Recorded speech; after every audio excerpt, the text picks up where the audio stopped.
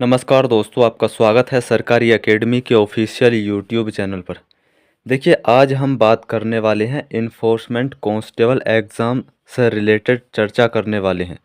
आपको बहुत समय हो गया तैयारी करते हुए। फॉर्म की बात करी जाए तो 2023 में वैकेंसी आई थी और 2022 में अभी एग्ज़ाम हो रहा है और हमने भी तैयारी आपको खूब कराई है। उम्मीद है कि आपका एग्ज़ाम अच्छा जाएगा। तो उससे रिलेटेड हम कुछ डिस्कस कर लेते हैं।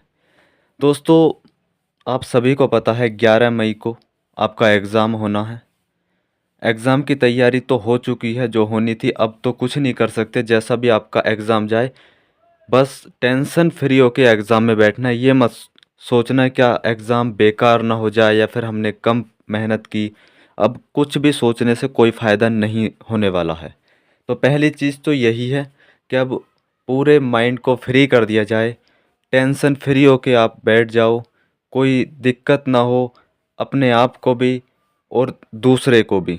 एग्ज़ाम जैसा जाना है वो वैसा जाएगा ही, क्योंकि तैयारी जो होती है वो उसका एक समय होता है। आप ये नहीं कि बोले मैं 24 घंटे में पूरा गेम पलट दूंगा, तो उसके बारे में मत सोचना। और मेरी उम्मीद है, मैं आपको विश्वास दिलाता हूँ, अगर आपने थोड़ी भी मेहनत की है तो आपका एग्ज़ाम अच्छा जाएगा। क्योंकि इसमें जो इम्पोर्टेंट रोल रहने वाला है वो यूपी जीके का इम्पोर्टेंट रोल रहने वाला है और कंप्यूटर का भी कुछ हद तक रोल रहेगा, क्योंकि वो क्वालिफाइड नेचर का है और उसमें नेगेटिव मार्किंग है कंप्यूटर में। तो जहाँ नेगेटिव मार्किंग होती है वहाँ थोड़ी सी डिफ़िकल्ट हो जाती है। देखिए, एग्ज़ाम आपका कैसा जाएगा ये एग्ज़ाम के बाद पता चलेगी। क्या कट ऑफ रहेगी ये एग्ज़ाम के बाद पता चलेगी। फ़िलहाल आप टेंशन फ्री होके एग्ज़ाम देने जाओ, बिल्कुल हबड़-धबड़ मत करना। 85 प्लस स्कोर आसानी से चला जाएगा, थोड़ा भी अगर नैतिकता आपके अंदर होगी, क्योंकि कुछ क्वेश्चन ऐसे हैं। 80 क्वेश्चन तो यार बिल्कुल एक ही टॉपिक से उठाए गए क्वेश्चन है, कोई ऐसा नहीं मैथ, रीजनिंग, इंग्लिश, हिंदी कुछ है ही नहीं ना, वो कर जाओगे। बस 20 क्वेश्चन में थोड़ा अपने आप को बना के रखना। अगर जिसने यूपी जीके में फ़ाइट कर ली उसका नंबर नहीं कटने वाला इसमें। आपको एग्ज़ाम में क्या क्या लेके जाना है, तो एडमिट कार्ड आपके पास होना चाहिए और आपके पास एक या दो फ़ोटो होने चाहिए। एक फ़ोटो तो कम से कम होना ही चाहिए, हो सके तो दो फ़ोटो भी ले जा सकते हो। बाकी पेन वैन की अगर बात की जाए तो पेन वगैरह की तो कोई आपको ज़रूरत वहाँ पड़ने भी नहीं वाली, क्योंकि कुछ आपका रफ वर्क नहीं होने वाला। पर फिर भी एक पेन अपने पास से लेके जाएं, क्या पता आपको ज़रूरत पड़ जाए वहाँ पर। हालांकि कुछ भी रफ वर्क के लिए आपको कुछ नहीं मिलने वाला, क्योंकि ऑफलाइन आपका एग्ज़ाम है और ऑफलाइन एग्ज़ाम में आपको पता होगा क्या, जो आपको प्रश्न पत्र मिलेगा वो भी अच्छा बड़ा प्रश्न पत्र होगा, क्योंकि हिंदी में लिखी हुई चीज़ें होंगी, फिर उन्हें इंग्लिश में ट्रांसलेट करके लिखा जाएगा। तो वहाँ पर भी आप कर सकते हो रफ़ कार्य, पर रफ़ कार्य का तो कुछ मतलब ही नहीं है, क्योंकि रफ़ कार्य दो ही जगह होता है जहाँ मैथ और रीजनिंग होती है। पर मैं फिर भी कहूँगा पेन लेके जाना। देखिए, एग्ज़ाम कैसा जाएगा वो चीज़ें अब भगवान पे छोड़ दीजिए, क्योंकि आपने अपनी तरफ से खूब कोशिश करके देख ली और उम्मीद है कि आपको आपकी कोशिश का दुगना जो है आपको फल प्राप्त होगा। तो कुछ भी नया पढ़ने की कोशिश ना करें, ना ही ट्राई करें। कहीं से कुछ भी मटेरियल आपको मिले बिल्कुल भी ना पढ़ें उस मटेरियल को दोस्तों। अब बिल्कुल क्लोज़ कर दें अपना जो भी कुछ आपने पढ़ रखा है। मैं तो ये कहता हूँ क्या रिवीजन भी आप बंद कर दीजिए आप, क्योंकि जो भी होना था वो हो चुका है। थोड़ा दिमाग को रेस्ट दोगे तो दिमाग आपका अच्छे से काम करेगा एग्ज़ाम में, वरना प्रेशर में आप कुछ नहीं कर पाओगे। देखिए, अपना आधार कार्ड, एडमिट कार्ड और आधार कार्ड के साथ हो सके तो कोई दूसरी भी आईडी ले जा सकते हो, पैन कार्ड या ड्राइविंग लाइसेंस वगैरह। बाकी एक या दो फ़ोटो लेके जा सकते हो, एक पेन लेके जा सकते हो। बाकी इतनी चीज़ें आपको लेके जानी हैं। सेंटर पर टाइम से पहुंच जाएं, उम्मीद है सभी लोग टाइम से पहुंच जाएंगे। एक शिफ्ट में आपका एग्ज़ाम हो जाना है, 10 से 12 आपका एग्ज़ाम है। आधे घंटे पहले गेट क्लोज़ कर दिया जाएगा, यानी 9:30 से पहले पहले आपको एंट्री ले लेनी है। 8 से 9:30 के बीच में एंट्री होनी है, यानी 1.5 घंटे का वो समय है एंट्री का। और 9:30 से 10 के बीच में एंट्री क्लोज़ रहेगी और 10 बजे पूरे आपका एग्ज़ाम शुरू हो जाएगा।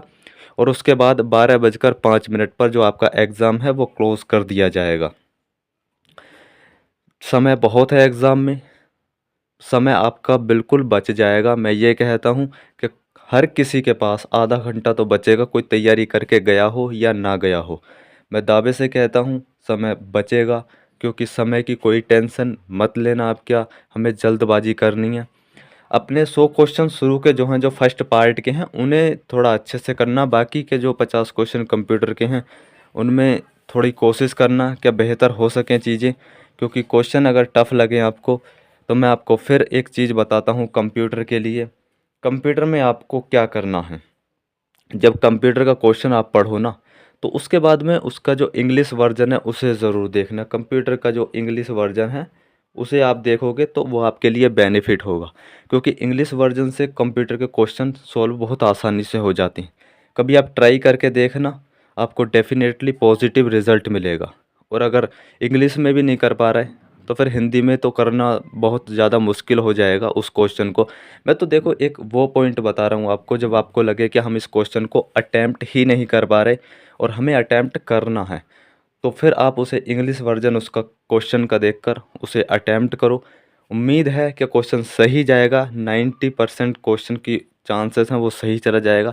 10% तो गलत हो सकता है दोस्तों, क्योंकि 100% तो नहीं कह सकता मैं क्या सही हो जाएगा, क्योंकि इंग्लिश में पढ़कर चीज़ें रिलेट हो जाती हैं, ऑप्शन मैच कर जाता है क्वेश्चन से, तो चीज़ें सही होने के चांसेस बढ़ जाते हैं। ये मैं एक पॉजिटिव पॉइंट बता रहा हूँ आपको कि क्वेश्चन अटेम्प्ट करना हो तो आप किस तरीके से अटेम्प्ट कर सकते हो।